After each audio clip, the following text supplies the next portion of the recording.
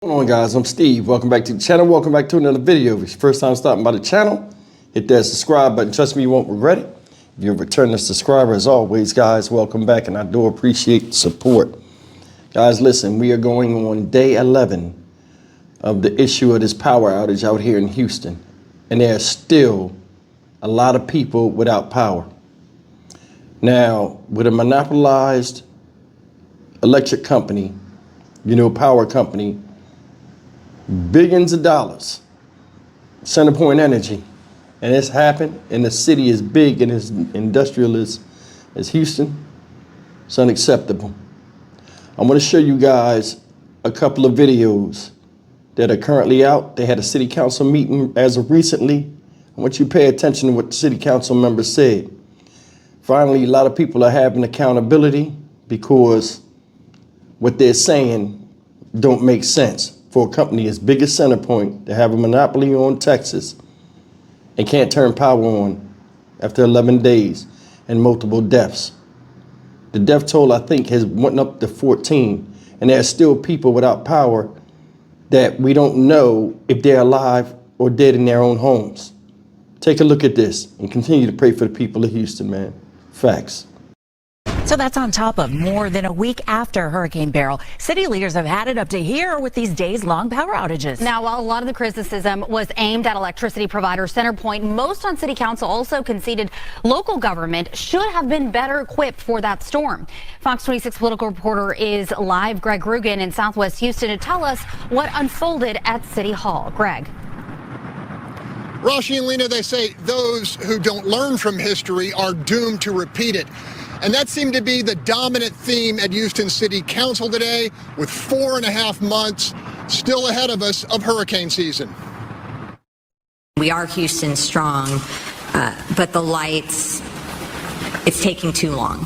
And in Texas, in our state, the power goes out too much. Beryl landfall +9. And for members of Houston City Council, it triggered what some would call a come to Jesus moment on storm resilience. We can't let this become our new normal.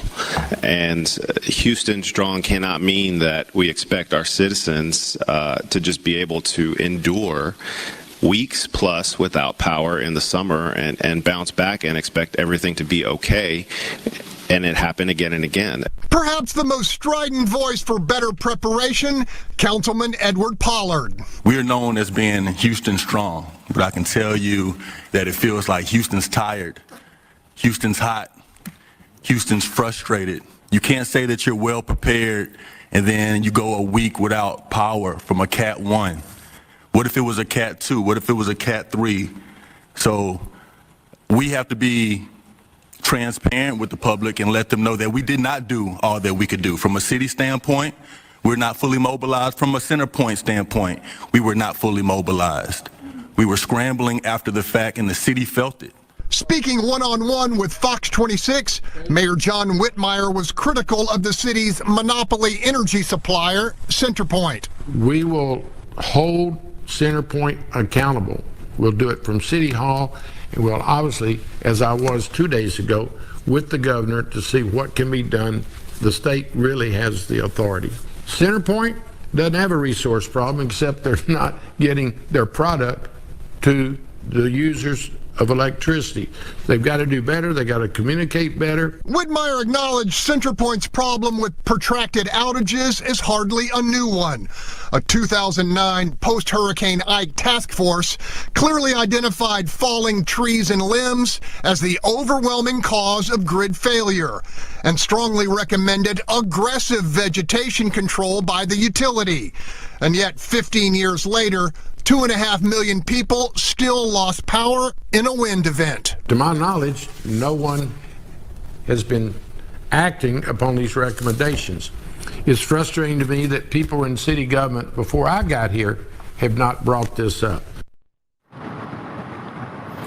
We asked CenterPoint today how much they spend on vegetation control, and they told us they were too busy to tell us.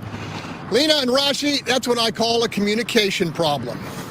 In Southwest Houston, Greg Rugen, Fox 26 News. All right, guys, I stopped it real quick because I got another video to show you. But if you paid close attention to Mayor Whitmore, what he said years ago, they had something in place saying, hey, number one failure of power shortages in Houston is fallen trees and vegetation. They had a plan in place to start taking care of that, presented it to CenterPoint Energy. Come to find out, it was never implicated. It was never carried through. Every time people, including the media, go to CenterPoint, they can't give you no answers. They feel as though because they, a power company and we need them, oh, we'll just fix it, we'll fix it, we'll fix it.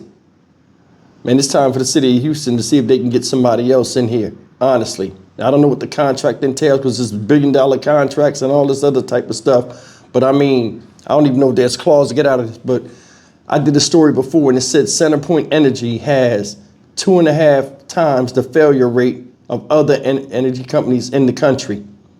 Something got to be done. Seriously.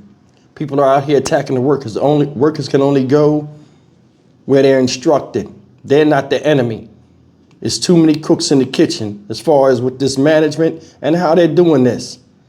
You heard what the guy said in the city council meeting? What if it was a category 2 or category 3? It would have decimated the city. Bad enough, you have to deal with flooding and stuff like that. And a lot of the flooding has subsided for the most part. So you can't put the blame on that. Power crews came from other states. So that means it took what? Days, because they got to drive these slow ass governed power trucks all the way across the country to get out here and then find themselves sitting and getting paid for nothing because the management didn't have a plan to begin with. This is crazy. People are dying and it's upsetting. It is. I had to leave here to go stay in another city until some people got their shit together. And I'm gonna tell you something, man. I'm gonna be dead honest with you. That grid map that they show that people are tuning into is still incorrect. It said when we had power, it said we're still under assessment. It didn't even have that we had power on. So people are out of town and still don't know that they got lights or not. Well, I mean, I'm sure they do now through communication, but think about that. They got slammed for not updating the map. They still not updating it for people that need to know. They're changing the color on maps where people have no power. And it's just giving them false hope. 11 days into this, with all the technology we got out here and all the manpower that's supposed to be here and you can't get the fucking lights on, here's another thing. CenterPoint Energy is in charge of the arborists, the people that's cutting the trees down. I'm thinking it was the city that had to hire those. That's all under them. So the tree cutting shit and all of that stuff, that was them. They should have had all of that in place. They should have had people that they contact immediately, so on and so forth. There's a lot of tree cutting companies out here. You gotta remember, when you're dealing with a corporation, they will always pick money over people. And they would try to spend as least money to get the maximum result for something. But like the flames is too hot and the fire's already burning their ass, I'm gonna see what they really do. Because even if they fix this, the stain of dissatisfaction they left on the city of Houston and the lives lost, they can't fix that. They can't. It's put a bad taste in a lot of people's mouths, and some people lost their lives because of poor planning.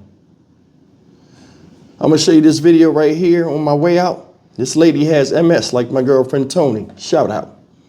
And I want you to watch what they talk about and how some people have power and they don't on the same damn street. Frustrating. They barely surviving, man. Check this out. The Sugar Creek subdivision linemen have moved out, but 34 families are still wondering when their lights will be back on. Marcelino Benito is live in Sugarland tonight. Marcelino, one of those residents has multiple sclerosis, and we understand this is really impacting her health.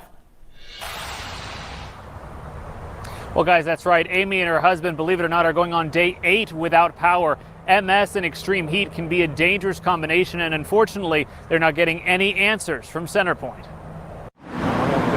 They're saying we all have power out here in the subdivision, and we don't. Tonight, the generator is still running at Amy and Dennis Hellman's Sugar Creek home. Every 4 hours, I have to fill a generator. It helps cool their bedroom, but that's about it. And for Amy, who's living with MS, I'm getting to where I can't move in a lot of places because of the heat's getting worse. the longer this goes, the more dangerous it becomes. When I get overheated for any length of time is that I start having trouble with my eyes, and I can't see. They're one of 34 homes in Sugar Creek inexplicably still in the dark, including Gary Schultz and his wife just 2 doors down. It's frustrating when your neighbors across the street, both one side and the other side, all have power. The homes across the street from Gary are all back to normal. He's still filling up his generator. He thought this nightmare would be over last week. Through the other hurricanes, the most we ever was without power was 3 days, and those were Cat 3s. This was a Cat 1. I don't think CenterPoint was prepared for it. And now CenterPoint crews have already left the neighborhood. Families wondering when they'll be back. A day, a week, a month, which is it? And nobody has an answer. 34 families tonight, desperately wanting to be heard. We've been forgotten. They're not worried about us. They just putting it off and moved on. My message to CenterPoint, we need help. Now, we reached out to CenterPoint tonight for an updated timeline and answers as to when they can expect to have their power back on. I can tell you tonight we have not heard back from CenterPoint, but we'll keep pushing and update you and our viewers. Most importantly, those 34 families still waiting on power tonight as soon as we get an answer. Back to you.